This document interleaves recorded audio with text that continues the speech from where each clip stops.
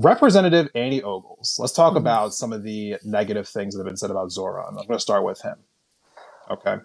Representative Andy Ogles, Republican, put out a tweet where he said Zohran, quote unquote, little Muhammad, is an anti-Semitic socialist communist who will destroy the great city of New York. He needs to be deported, which is why I'm calling for him to be subject to de-naturalization proceedings. Woo!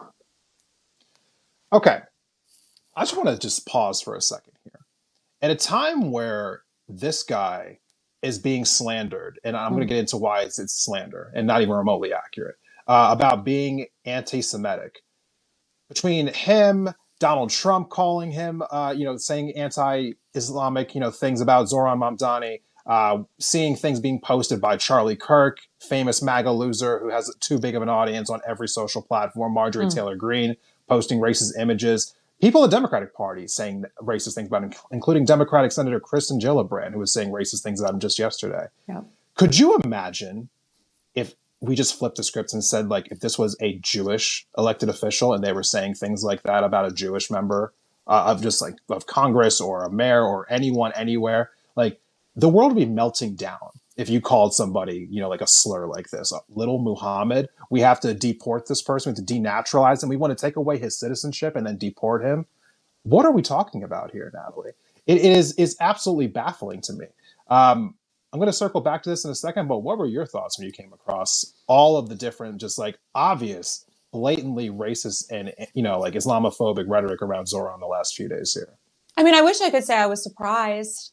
But we know this is the playbook, right? They did this with Kamala. They did this with Barack Obama. I mean, anytime anyone has a name that sounds a little different to a lot of people in this country, they prey on that. Anyone that is usually it's non-Christian, but in this case, him being a Muslim is even more inflammatory.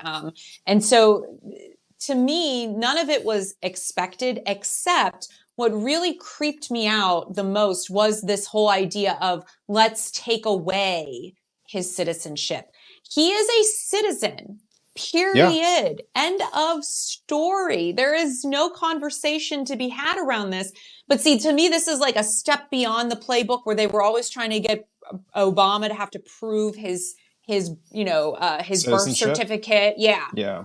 And so what they're doing here in this incredibly hostile environment right now with the Supreme Court on their side and the Trump regime on their side is upping the ante. And now is it going to be anybody that wants to run for a political office? Is this going to be the new thing that is thrown at them to harass and intimidate them? The idea that that was even brought up to denaturalize or take away someone's citizenship over what is really scary to me. And this is another level. And once again, I keep hearing people say we're tiptoeing around fascism. We're at the door. No, guys, the change has occurred. I believe we are currently in a truly fascist state, and to me, it's very concerning. It's like the idea that he is speaking out against this established situation, and I'm actually worried for his safety right now. Desmond, I was thinking about that last night, and I got really overwhelmed with this fear and anxiety around the fact that, like, it just concerns me where this could go. And we already had a political assassination happen just a few weeks ago that I guess everyone's forgot about and we're no longer speaking about. If it happened to a Republican, we'd never hear the end of it. But yeah. I'm really concerned. And this inflammatory, Islamophobic, racist rhetoric, there's a lot of people out there. And it scares me that this has become like an okay thing for anyone in a sitting position in our legislature to say. These are elected officials. Yeah, I mean, the mask has come completely off. Like, people would tell you for a long time that you're being hyperbolic, calling the Republicans this or calling them that. But, let's just call it for the free speech champions who couldn't shut up about how, like, the Democrats trying to silence them and how you couldn't say what you wanted to say, so on and so forth. Zohran comes out and says, and he was asked this numerous times when, when they were having debates or when he was going on interviews, so on and so forth. People would ask him, like, what are your feelings on Israel? And he would say that he thinks it should be a state where everyone who lives there has equal rights. It shouldn't be a Jewish state. It should just be a state that everyone who lives there has equal rights. As of right now, it's kind of an ethno state where the people who live there who are Jewish actually have more rights than the people there who are Palestinian. And that's kind of a problem where you have one class of people who are living under military law and another class of people who are living under civilian law.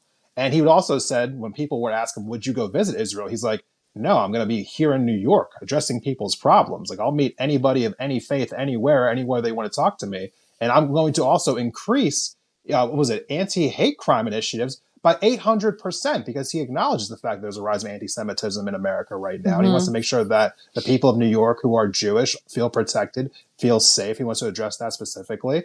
Like, there's nothing even remotely radical about what he's saying here. He is just talking about human rights for everybody, including the people of New York who are Muslim and who are Jewish. And also, you have the number one Jewish official, like, in New York City government, Brad Lander, coming out and directly endorsing him, and talking about, like, how he felt completely safe around Zohran. So, like, the fact that you have so many people coming out and saying these negative things, these celebrities like Deborah Messing saying that he's, like, sides with the terrorists, or you have someone like another Democratic elected official, Laura Gillen, who's a Democrat on Long Island, saying that Zohran is too extreme and that he's stoking hate. Like, what exactly has he said that stokes hate? They never say any of that. Like, they just basically, because he has the audacity to say that Israel should take more accountability for the things they've done, he's stoking hate and anti-Semitism. It's all a joke, honestly.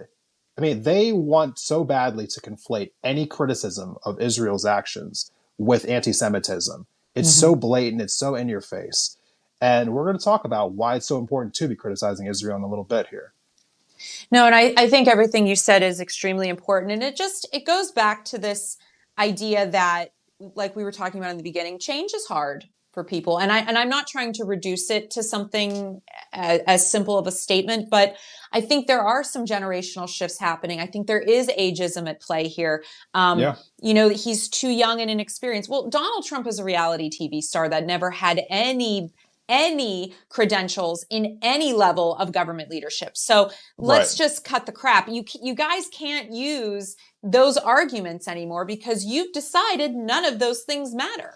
Right. So I don't want to hear it. For a second? Absolutely. I saw, Joy-Ann Reid actually on a CNN panel just a couple of days ago saying exactly that, saying that she doesn't want to hear anyone ever say anything about experience ever again. Donald Trump's experience was being on The Apprentice. So, like, and the people who he has in his cabinet right now, like Pete Hegseth, what was his experience?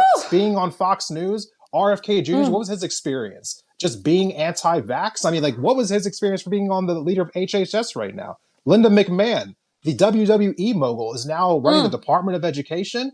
Experience? Are we serious right now? Don't talk to me about experience. Desmond, I love it when you get all fired up. Oh, my God. No, but credit to Joy-Ann Reid, though, because she was the one saying these things, and she's been killing it on CNN right now. She's been killing it. Yeah, I respect her. I did not hear her say that. But I really like what she does, and I agree, obviously.